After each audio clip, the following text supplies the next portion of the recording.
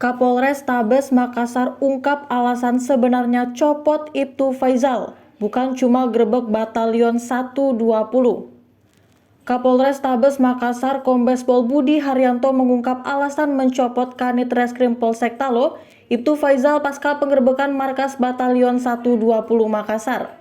Diketahui belakangan ini beredar kabar Ibtu Faizal dicopot setelah mengamankan 48 orang hasil penggerbekan jajaran tim patroli perintis Persisi dan Tandar Polda Sulsel di Sekretariat atau Markas Batalion 120 di Jalan Korban 40.000 jiwa Kecamatan Talo Makassar pada Minggu 11 September 2022 dini hari. 48 orang yang diamankan merupakan remaja belasan tahun hingga pemuda 20 tahun. 3 di antara 48 orang yang diamankan yakni perempuan. Dalam penggerbekan itu turut diamankan 164 anak panah busur, sejumlah senjata tajam dan botol bekas minuman keras. Belakangan terungkap penggerbekan markas Batalion 120 Makassar bukan satu-satunya alasan Kombes Budi Haryanto mencopot Ibtu Faizal. Bahkan terungkap bahwa pencopotan Ibtu Faizal sudah lama direncanakan. Lantas, apa saja alasan Kombes Pol Budi Haryanto mencopot Ibtu Faizal? Berikut fakta-fakta pencopotan Kanit Reskrim Ibtu Faizal. 1.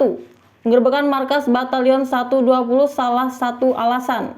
Kapolres Tabes Makassar Kombes Pol Budi Haryanto tidak menampik pencopotan Ibtu Faizal dari jabatan Kanit Reskrim Polsek Talo terkait penggerbekan markas Batalion 120. 2. Ibtu Faizal dianggap tak jalankan restoratif justice. Alasan lain Kombes Pol Budi Haryanto mencopot Kanit Reskrim Polsek Talo Ibtu Faizal karena dianggap tidak menjalankan langkah restoratif justice. Menurut Budi, upaya restoratif justice itu tidak dijalankan secara maksimal oleh Ibtu Faizal saat menjabat Kanit Reskrim Polsek Talo. Kita ini punya wadah, yaitu restoratif justice, diatur dalam Peraturan Polisi Nomor 8 Tahun 2021, ujar Budi. Bagaimana masyarakat bermasalah dengan hukum ketika para pihak mencabut perkaranya? Bisa berdamai di situ. Kita bisa melakukan langkah atau dalam hal ini membantu masyarakat, terang Budi. Namun, kata dia upaya restoratif justice itu tidak dimaksimalkan oleh Ibtu Faizal hingga harus dicopot. 3. Ibtu Faizal tak segera ke TKP. Puncaknya, lanjut Budi, terjadi pada penggerbekan markas Batalion 120 minggu kemarin. Harusnya Kanit Sers itu seketika menerima laporan, segera datang ke TKP untuk mengecek kebenaran peristiwa tersebut. Tapi faktanya dia tidak melakukan. Akibatnya, kata Budi, berita terkait penggerbekan Batalion 120 viral di media sosial. 4. Campur tangan Kapolsek Talo Kompol Badolahi. Pencopotan Ibtu Faizal sebagai Kanit Reskrim ternyata tidak terlepas campur tangan Kapolsek Talo Kompol Badolahi. Keterlibatan perwira berpangkat Kompol itu dibeberkan Kombes Pol Budi Haryanto. Menurut Budi, pencopotan Ibtu Faizal tidak terlepas dari laporan atau bisikan Kompol Badolahi ke dirinya. Laporan itu sekaitan penerapan langkah restoratif justice yang dianggap tidak diterapkan secara baik. Selain itu, dampak pemberitaan yang viral membuat Kapolsek Kompol Badolahi mengusulkan pergantian Kanit Reskrim yang sebelumnya dijabat Ibtu Faizal. Maka dari itu, supaya berita ini bisa diluruskan sesuai dengan fakta, kami minta pengganti Ibtu Faizal. Itu pun saran dari Kapolsek. Mana yang kira-kira mampu untuk melaksanakan tugas dengan baik di Polsek Talo. Bebernya lagi. 5. Pencopotan Ibtu Faizal. Diberitakan tribuntimur.com sebelumnya, kabar pencopotan diperoleh Ibtu Faizal dari Kapolsek Talo. Ya, saya tadi dapat kabar pencopotan dari Kapolsek. Kata Kapolsek, dia ditelepon langsung sama Kapolres Tabes. Kata Ibtu Faizal saat dihubungi Tribun Timur pada Minggu sore. Alasan pencopotan dirinya sebagai Kanit Reskrim berhubungan dengan penangkapan pemuda di Sekretariat Batalion 120. Pasalnya, pasca penangkapan Faizal diminta langsung oleh Kapolres Tabes untuk melepaskan 48 orang tersebut paling lambat pagi hari. 6.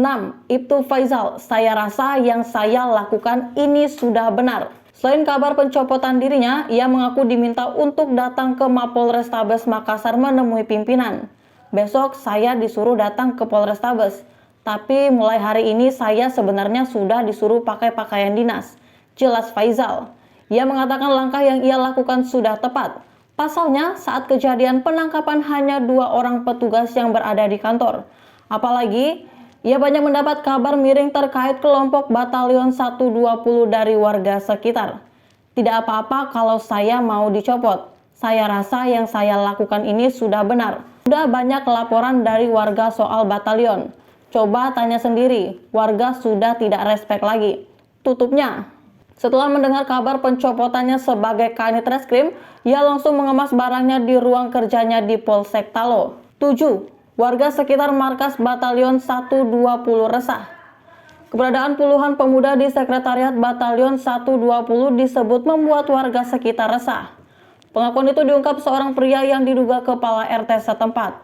Dalam potongan video penggerebekan yang diperoleh, pria itu mengaku resah dengan kehadiran puluhan remaja dan pemuda di sekretariat Batalion 120 itu. 8. Tentang Batalion 120 Makassar. Organisasi Batalion 120 dikabarkan terbentuk atas inisiasi Kapolrestabes Makassar, Kombes Pol Budi Haryanto dan Wali Kota Makassar Moh Ramadan Pomanto. Kabar itu dikuatkan saat pembentukan atau launching yang berlangsung di lapangan Karebosi pada Senin 14 Maret 2022 malam. Dalam peluncuran itu, Kapolres Makassar Kombes Pol Budi Haryanto hadir bersama Wali Kota Makassar Moh Ramadan Pomanto. Tidak hanya itu, Kapolda Sulsel Irjen Pol Nana Sujana juga hadir dalam launching itu.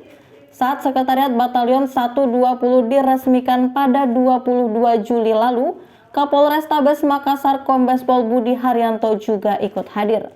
Tujuan Batalion 120 dibentuk, kata Komandan Batalion 120 Izalt, untuk menekan angka kriminal jalanan di Kota Makassar.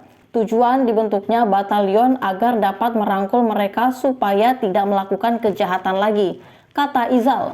Kami mulai melebarkan sayap karena per hari ini masih banyak masyarakat yang mengeluh akan geng motor. Sambungnya lagi. Sejauh ini, lanjut Izal, sudah terdapat 9 ketua geng motor yang direkrut sebagai anggota Batalion 120.